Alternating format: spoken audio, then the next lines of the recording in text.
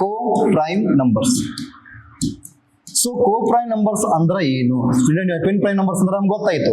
ಇದೇನ್ರಿ ಕೋ prime numbers, ಸಹ ಅವಿಭಾಜ್ಯ ಸಂಖ್ಯೆಗಳು. ಹೆಡಿ ಹಾಕೋರಿ, ಕೋ ಪ್ರೈಮ್ ನಂಬರ್ಸ್ ಸಹ ಅವಿಭಾಜ್ಯ ಸಂಖ್ಯೆಗಳು. ಸೊ ಹಾಗಾದ್ರೆ ಸಹ ಅವಿಭಾಜ್ಯ ಸಂಖ್ಯೆ ಒಂದು ಎಕ್ಸಾಂಪಲ್ ಕೊಡ್ತೀನಿ, ಆಮೇಲೆ ಏನಪ್ಪಾ ಅಂದ್ರೆ ಆನ್ಸರ್ ನೋಡಂತ. ಎಕ್ಸಾಂಪಲ್ ಅನ್ನ ಒಂದು ಕೊಡ್ತೀನಿ, ಆಮೇಲೆ ಏನಪ್ಪಾ ಅಂದ್ರ ಅದ್ರ ಬಗ್ಗೆ ಏನು ಬರ್ಸ್ತೀನಿ ಅಂತ. ಕೋ ಪ್ರೈಮ್ ನಂಬರ್ಸ್ ಅಂದ್ರೆ ಏನು?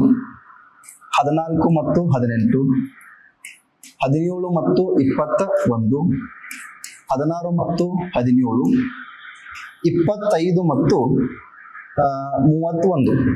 ಇವು 4 ಆಪ್ಷನ್ಸ್ ಕೊಟ್ಟಿನಿ. ಇವುಗಳಲ್ಲಿ ಯಾವುವು ಸಹ ಅವಿಭಾಜ್ಯ ಸಂಖ್ಯೆ ಆಗಿದೆ?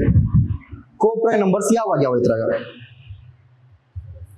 ಈಗ ನೀವು ನೋಡಕತ್ತೀರಂದ್ರ ಇಲ್ಲಿ ಒಂದೇದು ಫಸ್ಟ್ ನೋಡ್ರಿ, ಇದಂತೆ ಆಗಂಗಿಲ್ಲ. ಯಾಕಂದ್ರೆ ಅವಿಭಾಜ್ಯ ಸಂಖ್ಯೆ 2 ಅಲ್ಲ ಅಂದ್ರೆ ಇದು ಆಗಂಗಿಲ್ಲ ಒಂದೇದು. ನೆಕ್ಸ್ಟ್ ಮತ್ತೆ ಯಾವ್ದಾರು ಆಗ್ಬೋದು ಅಂದ್ರೆ ಓಕೆ, ಇಲ್ಲಿ ನೋಡ್ರಿ ಸಹ ಅವಿಭಾಜ್ಯ ಸಂಖ್ಯೆ ಅಂದ್ರ ಇಲ್ಲಿ ಒಂದ್ ಸ್ವಲ್ಪ ಪಾಯಿಂಟ್ ಸ್ವಲ್ಪ ಚೇಂಜ್ ಬರ್ತೈತಿ. ಏನ್ ಪಾಯಿಂಟ್ ಬರ್ತದೆ ಅಂದ್ರ, ನಾವು ಅವಳಿ ಅವಿಭಾಜ್ಯ ಸಂಖ್ಯೆ ನೋಡಿದಾಗ ಎರಡೂ ಸಂಖ್ಯೆ ಏನಾಗಿರ್ಬೇಕು? ಫಸ್ಟ್ ಅವಿಭಾಜ್ಯ ಸಂಖ್ಯೆ ಆಗಿರ್ಬೇಕು. ಬಟ್ ಇಲ್ಲಿ ಅವಿಭಾಜ್ಯ ಸಂಖ್ಯೆ ಆಗ್ಲಿ ಬಿಡ್ಲಿ, ಎರಡು ಸಂಖ್ಯೆಗಳಲ್ಲಿ ಅವಿಭಾಜ್ಯ ಸಂಖ್ಯೆ ಆಗ್ಲಿ ಬಿಡ್ಲಿ ಏನಪ್ಪಾ ಅಂದ್ರ ನಮಗ್ ಫರಕ್ ಬೀಳಂಗಿಲ್ಲ. ಈಗ ಇದು 14, 18 ಏನ್ರಿ, ಇವೆರಡು ಏನಪ್ಪಾ ಅಂದ್ರೆ ಆಗಕ್ ಸಾಧ್ಯ ಇಲ್ಲ, 100% ರೈಟ್. ಸೆಕೆಂಡ್ ಒನ್ನ ಇದು 17, 20 ಐತಿ, ಇದು ಸಹ ಅವಿಭಾಜ್ಯ ಸಂಖ್ಯೆ ಆಗ್ತೈತಿ. ಯಾಕಂದ್ರೆ ಸಹ ಅವಿಭಾಜ್ಯ ಸಂಖ್ಯೆ ಅಂದ್ರ ಕೊಟ್ಟಂತಹ ಎರಡೂ ಸಂಖ್ಯೆಗಳ ಮೊಸ ಒಂದು ಆಗಿರಬೇಕು. ಏನಾಗಿರ್ಬೇಕು? HCF. ಏನ್ 17, 20 ಕೊಟ್ಟಂತ ಎರಡು ಸಂಖ್ಯೆಗಳ HCF ಏನಾಗಿರ್ಬೇಕು? ಒಂದಾಗಿರ್ಬೇಕು. ಸರ್ HCF ಒಂದಾಗೈತೆ ಅಂದ್ರೆ ಇತರ ಅರ್ಥ ಏನ ಅಂದ್ರೆ ಎರಡು ಸಂಖ್ಯೆ ಯಾವ ಮಗ್ಗೆಗೂ ಹೋಗ್ಬಾರ್ದು, ಎರಡು ಸಂಖ್ಯೆನ ಯಾವುದೇ ಮಗ್ಗೆಯಲ್ಲಿ ಇರಬಾರದು. ಈಗ 14, 20, 14, 18 ಐತಿ, ಇವ್ ಎರಡು ಸಂಖ್ಯೆ ಯಾವ ಮಗ್ಗೆ ಅದಾವು? ಎರಡರ ಮಗ್ಗೆ ಅದಾವಲ್ರಿ, ಯಾವ್ದ್ರ ಮಗ್ಗೆ ಹೋಗ್ಬಾರ್ದು ಭಾಗ, ಆ ಸಂಖ್ಯೆ ನಾವೇನ್ ಕರಿತೀವಿ? ಕೋ ಪ್ರೈಮ್ ನಂಬರ್ಸ್ ಅಂತ ಕರಿತೀವಿ. ಈಗ 14, 18 ತಗೋರಿ, ಎರಡರ ಮಗ್ಗೆ ಐತಿ, ಇದಾಗಂಗಿಲ್ಲ. 17, 21 ತಗೊಂಡ್ರ ಯಾವ ಮಗ್ಗೆ ಅದಾವ? ಎರಡು ಸಂಖ್ಯೆ, ಎರಡು ಸಂಖ್ಯೆ ಒಂದ ಮಗ್ಗೆಗ ಇರಬಾರದು. 17, 21 ಯಾವ ಮಗ್ಗೆ ಅದಾವು? ಯಾವ ಮಗ್ಗೆ ಅದಾವು? ಇಲ್ಲ. ಇದು ಕೋ ಪ್ರೈಮ್ ನಂಬರ್ಸ್. 16, 17 ಯಾವ ಮಗ್ಗೆ ಅದಾವು? ಇವು ಎರಡು ಸಂಖ್ಯೆಗಳು ಯಾವ ಮಗ್ಗೆ ಇಲ್ಲ, ಇದು ಕೋ ಪ್ರೈಮ್ ನಂಬರ್ಸ್. ಮತ್ 25, 31 ಇದು ಇವು ಎರಡು ಸಂಖ್ಯೆಗಳು ಯಾವ ಮಗ್ಗೆ ಇಲ್ಲ. ಹಾಗಾದ್ರೆ ಸಹ ಅವಿಭಾಜ್ಯ ಸಂಖ್ಯೆಗೆ ಇವು ಕೆಳಗಿನ ಮೂರು ಕೂಡ ಏನ ಉದಾಹರಣೆ ಆಗ್ಯಾವ, ಮ್ಯಾಗಿನ ಒಂದ ಅಲ್ಲ. ಸೊ ಇಲ್ಲಿ ಏನ್ ಬರ್ತಾವಂದ್ರಲ್ಲೇ ಕೋ ಪ್ರೈಮ್ ನಂಬರ್ಸ್ ಅಂದ್ರೆ ಕೊಟ್ಟಂತ ಸಂಖ್ಯೆ HCF ಏನಾಗಿರ್ಬೇಕು? ಒಂದು ಆಗಿರಬೇಕು. ಮತ್ತೆ ಎರಡು ಸಂಖ್ಯೆಗಳು ಅವಿಭಾಜ್ಯ ಸಂಖ್ಯೆ ಆಗ್ಲಿ ಬಿಡ್ಲಿ ಏನು ಫರಕ್ ಬೀಳಂಗಿಲ್ಲ. ಈ ನೋಡಿ ಎರಡು ಸಂಖ್ಯೆ ಅವಿಭಾಜ್ಯ ಸಂಖ್ಯೆ ಇರುವ ನೋಡ್ರಿ, 17, 20 ಅವಿಭಾಜ್ಯ ಸಂಖ್ಯೆನೇ ಇವು ಅಲ್ಲ, ಒಂದು ಅವಿಭಾಜ್ಯ ಸಂಖ್ಯೆ ಇದು ನಡೆಯುತ್ತೆ. ಬಟ್ ಯಾವ್ದು ಮಗ್ಯಾಗ ಭಾಗ ಹೋಗ್ಬಾರ್ದು, ಯಾವುದೇ ಒಂದು ಮಗ್ಯಾಗ ಭಾಗ ಹೋಗ್ಬಾರ್ದು. ಅದಕ್ಕೆ ನಾವೇನ್ ಕರಿತೀವಿ? ಕೋ ಪ್ರೈಮ್ ನಂಬರ್ಸ್ ಅಂತ ಕರಿತೀವಿ. Very very important. IMP ಈ ಪಾಯಿಂಟ್ ಅನ್ನ ಆಲ್ಮೋಸ್ಟ್ ಬಹಳ ಮಂದಿ ಗೊತ್ತಿಲ್ಲ, ಇದ್ರ ಮ್ಯಾಗ ಕ್ವಶನ್ ರೈಸ್ ಆಗ್ತಾವ. ಯಾಕಂದ್ರೆ ಅವಿಭಾಜ್ಯ ಸಂಖ್ಯೆ ಎಲ್ಲರೂ ಗೊತ್ತಿರ್ತೈತಿ, ಇದ್ರ ಮುಂದುವರೆದ ಭಾಗ ಯಾರು ಗೊತ್ತಿರಂಗಿಲ್ಲ. ಇದ್ರ ಮೇಲೆ ಏನಪ್ಪ ಪಾಯಿಂಟ್ಸ್ ರೈಸ್ ಆಗ್ತವೆ, ಬರ್ಕೊಂಡ್ರಿ.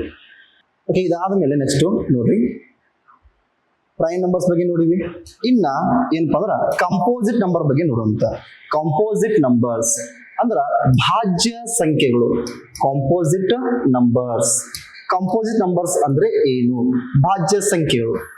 ಕಂಪೋಸಿಟ್ ನಂಬರ್ಸ್ ಅಂದ್ರೆ ಭಾಜ್ಯ ಸಂಖ್ಯೆಗಳು. ಇದು ಅಪೋಸಿಟ್.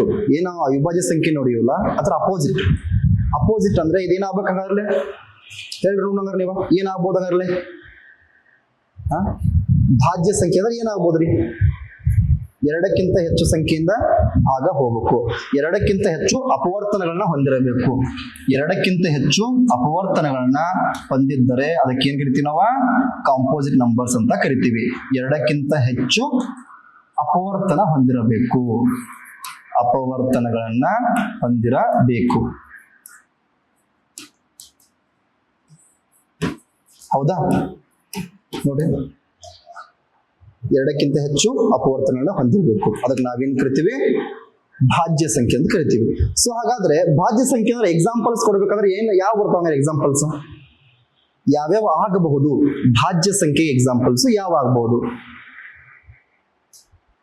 ಹೇಳ್ರಿ ನೋಡು.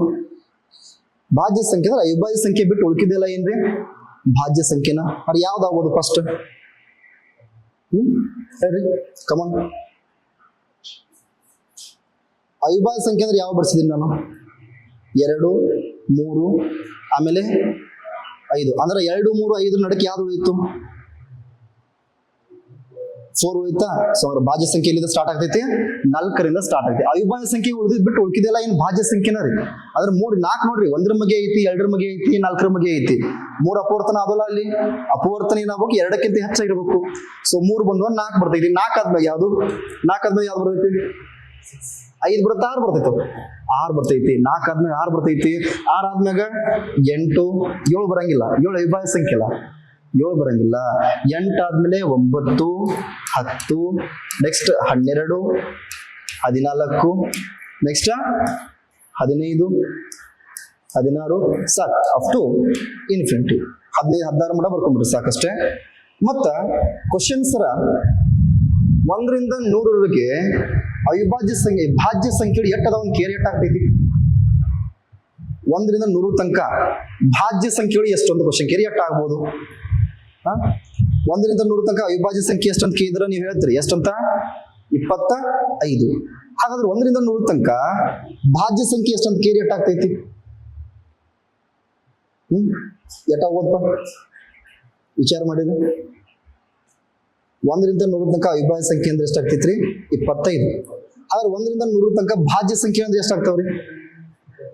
25, 70. ಆ ವಿಭಾಜ್ಯ ಸಂಖ್ಯೆ ಬಿಟ್ಟು ಉಳ್ಕಿದ್ದಿಲ್ಲ ಯಾವ್ರಿ? ಭಾಜ್ಯ ಸಂಖ್ಯೆ ಅಂದ್ರೆ ಎಷ್ಟಾಗ್ತಾವ್ರಿ?